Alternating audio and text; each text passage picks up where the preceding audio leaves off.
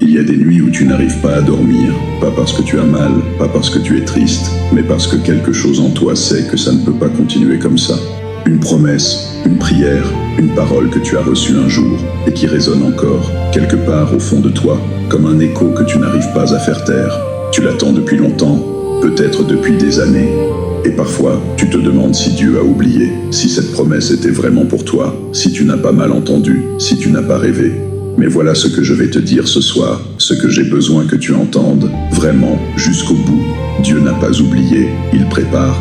Et la délivrance que tu attends depuis si longtemps, elle est déjà en mouvement. Il y a un homme dans la Bible dont personne ne parle vraiment, pas assez, pas comme il le mérite. Son histoire est l'une des plus dramatiques de toute l'Écriture. Et pourtant, la plupart des gens la survolent, comme si c'était juste une belle anecdote parmi d'autres. Mais ce n'est pas une anecdote, c'est un miroir dans lequel, si tu regardes assez longtemps, tu vas te reconnaître. Cet homme s'appelle Joseph. Et si tu connais son histoire, je vais te demander de faire quelque chose de difficile. Oublie ce que tu sais, ou plutôt désapprends. Parce que la plupart du temps, on nous raconte l'histoire de Joseph comme un récit de victoire. On commence par la fin, le palais, le manteau d'apparat, le titre de vice-roi d'Égypte. Et on oublie ce qui a précédé, on oublie le prix. Joseph avait 17 ans quand il a reçu ce rêve. 2 rêves en réalité, des gerbes de blé qui s'inclinent, des étoiles qui s'inclinent. Son père, sa mère, ses frères, tous s'inclinaient devant lui. Et lui, dans l'innocence naïve de ses 17 ans, leur a tout raconté. Il n'aurait peut-être pas dû, mais il l'a fait, parce que quand Dieu te confie une vision, la première chose que tu veux faire, c'est la partager. C'est humain, c'est naturel. Tu es tellement rempli de ce que tu as vu, de ce que tu as ressenti, que ça déborde. Mais parfois, la vision que Dieu t'a donnée n'est pas faite pour les yeux des autres. Pas encore, pas maintenant. Parce que tout le monde ne peut pas porter ce que tu portes. Et c'est là que l'histoire bascule. Ses frères le haïssent, pas juste un peu. La Bible dit qu'ils ne pouvaient pas lui parler en paix, ça veut tout dire. Même une conversation ordinaire, même un bonjour, même passer à table ensemble, c'était insupportable pour eux. Pourquoi ? Parce que son existence leur rappelait quelque chose qu'ils ne voulaient pas voir. Une faveur, un amour particulier, une destinée qu'ils ne comprenaient pas et qui les blessait profondément. La jalousie, c'est comme ça. Elle ne raisonne pas, elle ne calcule pas. Elle voit quelqu'un marcher vers quelque chose de grand et elle veut l'éteindre. Alors un jour, dans les champs de Dothan, loin du regard de leur père, ils le saisissent. Ils le jettent dans une citerne et ensuite, tranquillement, ils s'assoient pour manger. C'est le détail qui me hante à chaque fois que je relis ce passage. Ils s'assoient pour manger. Leur frère est dans un trou, dans l'obscurité, peut-être en train de crier, peut-être déjà silencieux, et eux, ils mangent. Il y a des trahisons qui font ce genre d'effet. Pas seulement la douleur physique, pas seulement la peur, mais l'incompréhension totale. Le fait de réaliser que ceux que tu aimais pouvaient te regarder souffrir et continuer à vivre normalement, continuer à manger. Ensuite, ils le vendent. 20 pièces d'argent, la valeur d'un esclave ordinaire, et il part, les pieds dans les chaînes, vers l'Égypte, à 17 ans, avec des rêves plein la tête et des chaînes aux poignets. Pose-toi une seconde. Tu as déjà eu l'impression que ta vie allait exactement dans la direction opposée à ce que Dieu t'avait promis.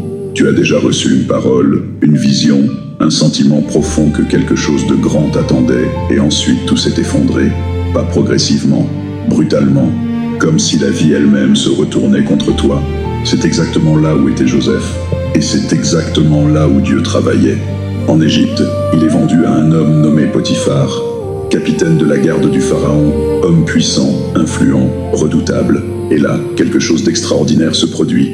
La Bible dit que la grâce de Dieu était avec Joseph, et que Potiphar le vit, et que tout ce que Joseph touchait prospérait. Même en esclave, il était différent. Il y a une chose que la servitude, la trahison et les chaînes ne peuvent pas t'enlever. Quelque chose que personne ne peut saisir, même quand ils peuvent saisir tout le reste. C'est l'onction, c'est la faveur, c'est ce quelque chose que Dieu dépose à l'intérieur de toi et qui transperce toutes les circonstances. Joseph était esclave, mais il était différent, et les gens autour de lui le sentaient. Potiphar lui confie tout, absolument tout, la maison, les biens, la gestion de son domaine. Il n'a plus à s'occuper de rien, et la maison de Potiphar est bénie à cause de Joseph. La Bible le dit clairement. La bénédiction de Dieu sur la vie de Joseph débordait sur tout ce qui l'entourait. Tu réalises ce que ça veut dire, même dans l'esclavage, même dans l'humiliation, même dans l'injustice la plus totale, Dieu n'avait pas retiré sa main. Mais l'histoire ne s'arrête pas là. Parce que la femme de Potiphar remarque Joseph, et elle veut ce qu'elle ne peut pas avoir, et quand elle ne l'obtient pas, elle le détruit, un mensonge, une accusation, et Joseph, qui n'a rien fait, se retrouve en prison.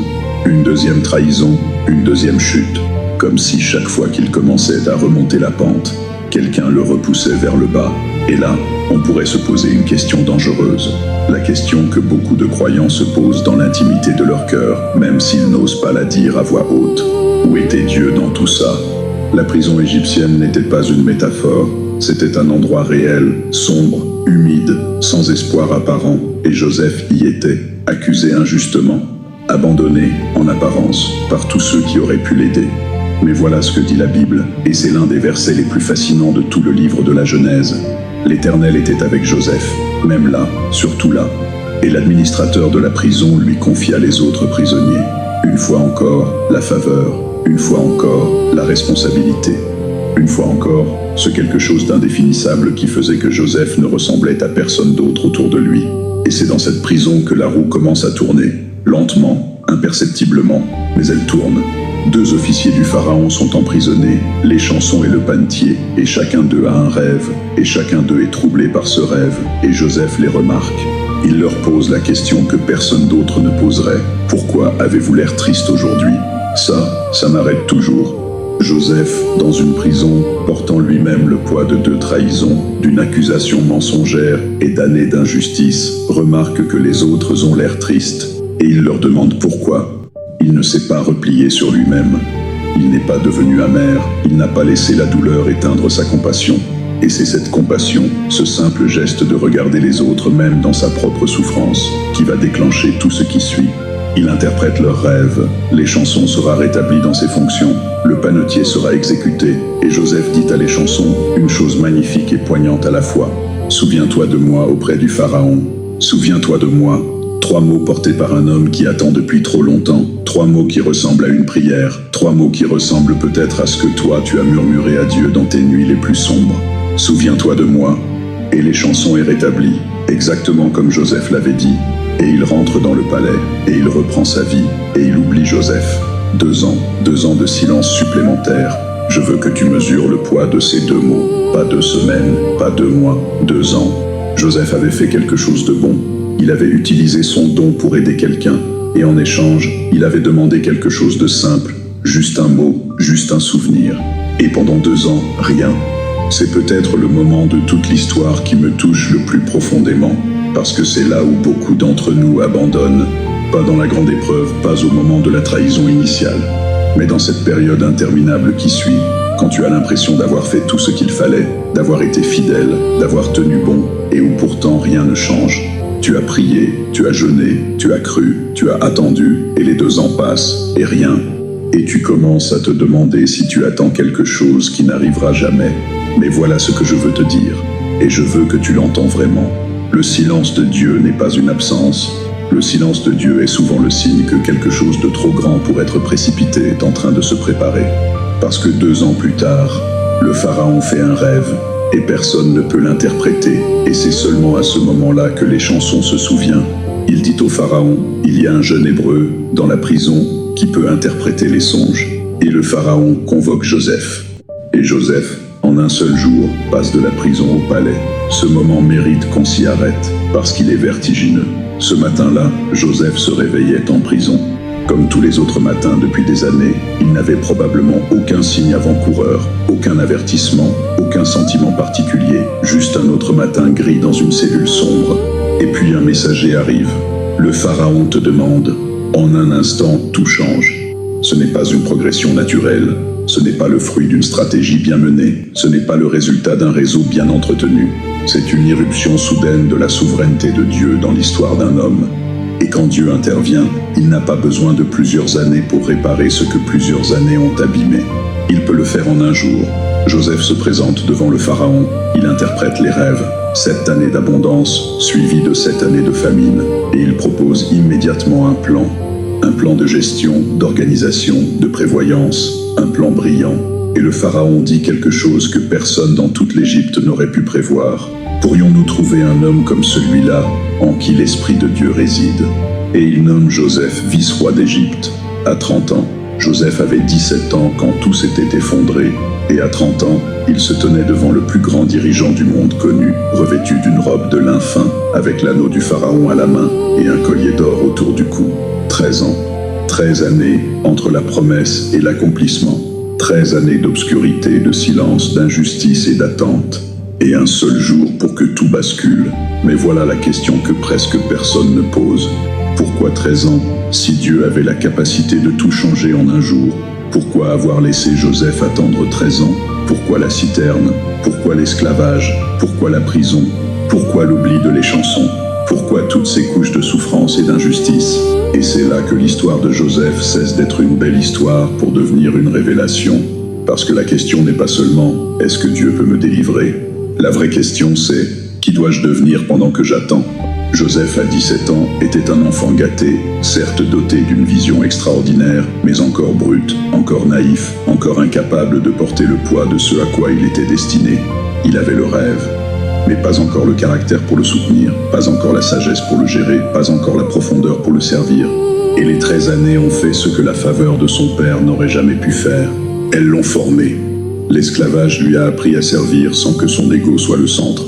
La maison de Potiphar lui a appris l'excellence dans l'ombre, là où personne ne regardait. La fausse accusation lui a appris à faire confiance à une justice qui dépasse celle des hommes. La prison lui a appris la compassion pour ceux qui souffrent.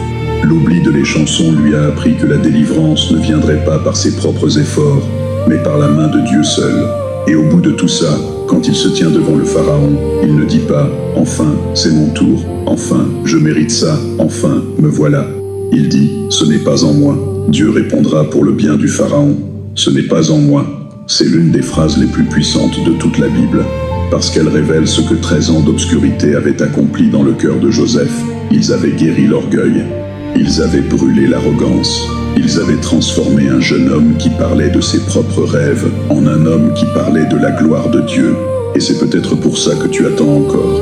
Pas parce que Dieu a oublié, pas parce que tu n'es pas assez bien, mais parce qu'il y a quelque chose en toi qu'il est encore en train de façonner. Une profondeur à creuser, une humilité à construire, une sagesse à déposer, un caractère à solidifier. Quelque chose qui, sans cette période d'attente, ne serait tout simplement pas là le jour où la promesse s'accomplira. Et maintenant, je veux te parler de quelque chose que l'histoire de Joseph révèle sur la nature de Dieu, quelque chose de fascinant, quelque chose qui change tout. Dieu ne travaille pas de façon linéaire. Nous, les êtres humains, on pense en termes de ligne droite. On reçoit une promesse, on imagine un chemin direct vers son accomplissement, une série d'étapes logiques, un progrès visible, une montée régulière. Mais Dieu pense en termes de tapisserie. Chaque fil de l'histoire de Joseph, même les fils sombres, même les fils qui semblaient aller dans le mauvais sens, même les fils qui paraissaient être des erreurs, tous ces fils étaient exactement au bon endroit. Parce que si Joseph n'avait pas été vendu à Potiphar, il n'aurait jamais rencontré les chansons du pharaon. Et si les chansons n'avaient pas fait un rêve dans cette prison précise, il n'aurait jamais eu besoin de Joseph. Et si le pharaon n'avait pas eu ce rêve à ce moment précis, l'Égypte n'aurait pas été préparée pour la famine. Et si l'Égypte n'avait pas été préparée, la famille de Joseph serait morte de faim, et avec elle, les 12 tribus d'Israël. Et avec elle, toute la lignée qui mènerait des siècles plus tard à la naissance d'un enfant dans une mangeoire à Bethléem. Chaque trahison, chaque injustice, chaque porte fermée, chaque moment d'oubli, chaque nuit passée dans l'obscurité, tout était un fil dans la tapisserie. Et le résultat final était quelque chose que ni Joseph, ni ses frères, ni Potiphar, ni les chansons, ni même le pharaon ne pouvaient voir. Quelque chose que seul Dieu voyait depuis le début. Est-ce que tu commences à voir ton propre parcours différemment? Ces moments qui semblaient être des erreurs, ces portes qui se sont fermées brutalement, ces trahisons qui t'ont laissé sans voix, ces années qui semblaient perdues, et si chacun de ces fils sombres était exactement nécessaire pour que le tableau final soit ce qu'il doit être? Il y a une scène vers la fin de l'histoire de Joseph qui me brise à chaque fois, et c'est peut-être la scène la plus importante de tout le livre de la Genèse. Ses frères se retrouvent devant lui en Égypte. Ils viennent chercher du blé à cause de la famine, et ils ne le reconnaissent pas. Lui les reconnaît, mais ils ne savent pas qui il est. Et là, tu vois quelque chose se passer à l'intérieur de Joseph, quelque chose que le texte ne dit pas explicitement, mais que tu peux sentir entre les lignes. Il pourrait les écraser. Il est vice-roi d'Égypte. Il a le pouvoir, il a l'autorité. Il pourrait se venger de façon magistrale, et personne ne pourrait lui en vouloir, mais ce n'est pas ce qu'il fait. Il se détourne pour pleurer, et plus tard, quand il se révèle à eux, il dit quelque chose de stupéfiant. Il dit « Ne soyez pas affligés, ne vous en voulez pas de m'avoir vendu ici, car c'est pour préserver la vie que Dieu m'a envoyé avant vous. Vous m'avez vendu ici, mais c'est Dieu qui m'a envoyé. » Il a reformulé toute son histoire. Il n'a pas nié la trahison, il n'a pas fait semblant que ça ne s'était pas passé. Mais il a vu, derrière l'action de ses frères, la main souveraine de Dieu qui orchestrait quelque chose de plus grand. Et c'est ça, la liberté ultime. Pas la liberté de ne jamais souffrir, pas la liberté de ne jamais être blessé, mais la liberté de pouvoir regarder en arrière sur tout ce qui t'a été fait et de dire, même ça, Dieu l'a utilisé. Est-ce que tu peux dire ça sur ta propre vie ? Pas forcément aujourd'hui, peut-être pas encore, mais un jour, tu te retourneras sur tout ce que tu as traversé et tu verras des fils et tu comprendras. Et tu diras, peut-être en pleurant comme Joseph peut, être dans un silence bouleversé. Tout ça m'a amené exactement là où je devais être. Et maintenant, je veux qu'on parle de toi. Parce que si tu regardes cette vidéo, ce n'est probablement pas par hasard. Il y a quelque chose que tu attends, une délivrance, une restauration, une promesse qui semble prendre trop de temps à s'accomplir, un mariage, une guérison, une réconciliation, un travail, un enfant, une sortie de crise, une percée spirituelle, quelque chose que tu as porté si longtemps que tu as commencé à douter de toi-même, à douter de Dieu, à douter que ça puisse encore arriver. Et tu as peut-être vécu des trahisons, des gens qui t'ont mal représenté, des accusateurs injustes, des portes qui s'ouvraient puis qui se fermaient, des personnes qui avaient promis de parler en ton nom et qui ont oublié. Et tu es peut-être dans ta propre prison en ce moment, pas physiquement peut-être, mais cette prison d'une situation qui ne bouge pas, cette prison d'une attente qui s'étire indéfiniment, cette prison du sentiment d'être oublié, d'être passé à côté, d'être coincé pendant que tout le monde autour de toi avance. Je veux que tu entends ça. Dieu n'a pas perdu le fil de ton histoire, même dans le silence, même dans l'immobilité apparente, même dans cette période où rien ne semble se passer. Il travaille. Dans les coulisses, dans des endroits que tu ne vois pas, dans le cœur de personnes que tu ne connais même pas encore, dans des circonstances que tu ne peux pas contrôler et qui se mettent en place une à une, comme les pièces d'un puzzle que tu ne peux pas voir en entier. Les chansons a oublié Joseph, mais Dieu, lui, n'a jamais oublié. Et il y a un moment prévu, un moment précis, un moment où tout ce qui s'est accumulé pendant toutes ces années d'obscurité va soudainement converger, et en un jour tout peut changer.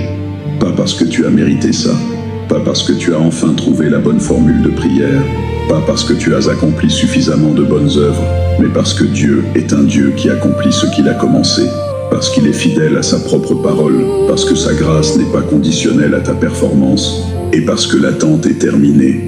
Il y a quelque chose que je veux te dire sur la nature de la délivrance divine, quelque chose que l'histoire de Joseph illustre de façon absolument saisissante. Quand Dieu délivre, il ne fait pas que te sortir du trou, il te repositionne. Joseph n'est pas sorti de prison pour reprendre une vie normale, il n'est pas sorti de prison pour aller mendier un travail ordinaire, il n'est pas sorti de prison pour reconstruire humblement ce qu'il avait avant, il est sorti de prison pour gouverner une nation. Tout ce qu'il avait traversé l'avait préparé pour quelque chose que sa vie d'avant n'aurait jamais pu lui donner. L'humilité apprise dans l'esclavage, la résilience forgée dans la prison, la sagesse glanée dans l'injustice, la compassion développée dans la souffrance. Tout ça avait créé en lui un homme qui pouvait porter le poids d'une destinée extraordinaire sans en être écrasé. Et la délivrance que Dieu prépare pour toi n'est peut-être pas un simple retour à la case départ. Elle est peut-être une élévation vers quelque chose que tu n'imagines pas encore. Parce que Dieu est un Dieu de restauration. Mais sa restauration n'est pas une simple réparation. Ce n'est pas comme si tu avais cassé quelque chose et qu'il le recollait. C'est une transformation, une transfiguration. Ce qu'il rend est toujours plus grand, plus profond, plus riche que ce qui existait avant. Job avait tout perdu. Et quand Dieu le restaura, il lui donna le double de ce qu'il avait. Le double, pas la même chose, le double. Est-ce que tu peux tenir cette pensée dans ton cœur un instant ? Ce que tu attends de Dieu n'est peut-être pas la restauration de ce que tu avais. C'est peut-être quelque chose que tu ne peux même pas encore imaginer, quelque chose pour lequel tout ce que tu as traversé était la préparation nécessaire. Et je veux parler d'une dernière chose avant de terminer, quelque chose que beaucoup de personnes qui attendent depuis longtemps ont du mal à entendre, mais quelque chose d'absolument fondamental. La délivrance de Dieu demande ta participation. Pas au sens où tu dois la mériter, pas au sens où tu dois l'arracher par ta force, mais au sens où il y a une posture que Dieu attend de toi pendant l'attente. Regarde Joseph en prison. Il n'a pas passé ses journées à se lamenter sur son sort. Il n'a pas passé ses nuits à ruminer ses trahisons. Il n'a pas consacré son énergie à planifier sa vengeance ou à essayer de s'évader par ses propres moyens. Il servait. Dans l'esclavage, il servait avec excellence. Dans la prison, il servait avec compassion. Il remarquait les autres. Il posait des questions. Il utilisait son don pour aider ceux autour de lui, même quand personne ne l'aidait. Et c'est exactement ce comportement qui l'a rendu visible au bon moment. Il n'a pas cessé d'être lui-même parce que les circonstances étaient injustes. Il n'a pas laissé l'amertume éteindre ses dons. Il n'a pas décidé d'attendre que la situation s'améliore pour donner le meilleur de lui-même. Il a donné le meilleur de lui-même dans la pire des situations. Et c'est là où Dieu l'a trouvé. Et c'est là où Dieu t'attend, toi aussi. Pas dans un état de perfection, pas au bout d'un parcours de sanctification complète, mais dans cette fidélité quotidienne, dans cette capacité à continuer à servir, à continuer à croire, à continuer à aimer, même quand rien autour de toi ne justifie encore cet amour. Parce que c'est dans ce sol-là que les miracles poussent.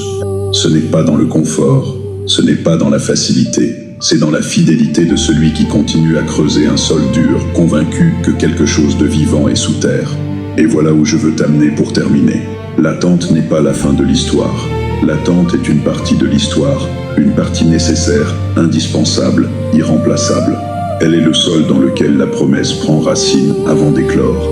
Et si tu regardes en arrière sur tout ce que tu as traversé, si tu regardes honnêtement, sans filtre, sans minimiser la douleur, mais sans te laisser submerger par elle non plus, tu verras des traces de la présence de Dieu. Des moments où quelque chose t'a tenu, des instants où tu aurais dû lâcher et où quelque chose en toi a résisté. Des portes qui se sont fermées et qui t'ont protégé de ce que tu ne pouvais pas voir. Des détours qui semblaient des erreurs et qui t'ont amené exactement là où tu devais être aujourd'hui. Parce que Dieu ne travaille jamais sur une seule dimension. Pendant que tu attendais ta délivrance, il te délivrait déjà de l'intérieur. Pendant que tu priais pour une porte qui s'ouvre, il ouvrait quelque chose dans ton cœur que tu n'avais pas demandé, mais dont tu avais profondément besoin. Pendant que tu regardais l'horizon en espérant que les choses changent, il te changeait, toi. Et c'est souvent ce qu'on manque dans l'attente. On est tellement concentré sur ce qui n'est pas encore là, qu'on ne voit pas ce qui est déjà en train de se passer, pas autour de nous, mais en nous. Joseph qui se tient devant le pharaon n'est pas le même Joseph qui a été jeté dans la citerne.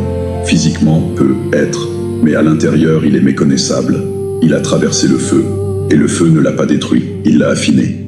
Et toi aussi, tu n'es plus le même qu'au début de cette attente.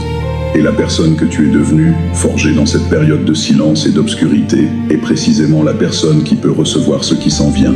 Alors laisse-moi te dire une dernière chose. Ce que tu attends n'est pas en retard. Il y a un timing dans le ciel qui n'est pas le tien. Un calendrier que tu ne peux pas lire de là où tu es.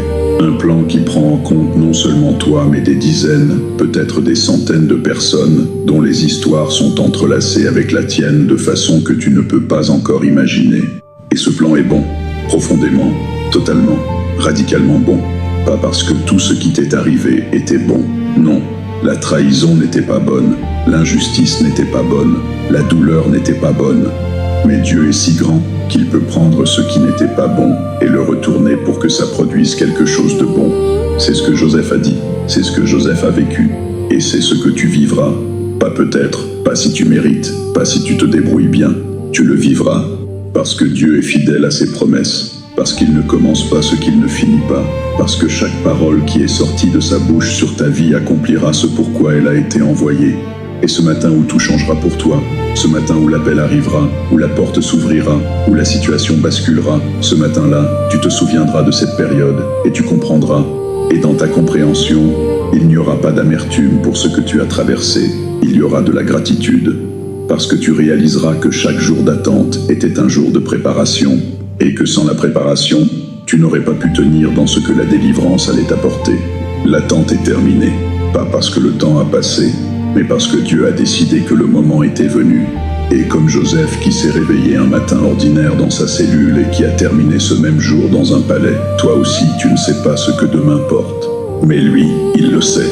Et il te demande une seule chose. Tiens bon, encore un peu, parce que ta délivrance n'est pas en chemin, elle est déjà arrivée.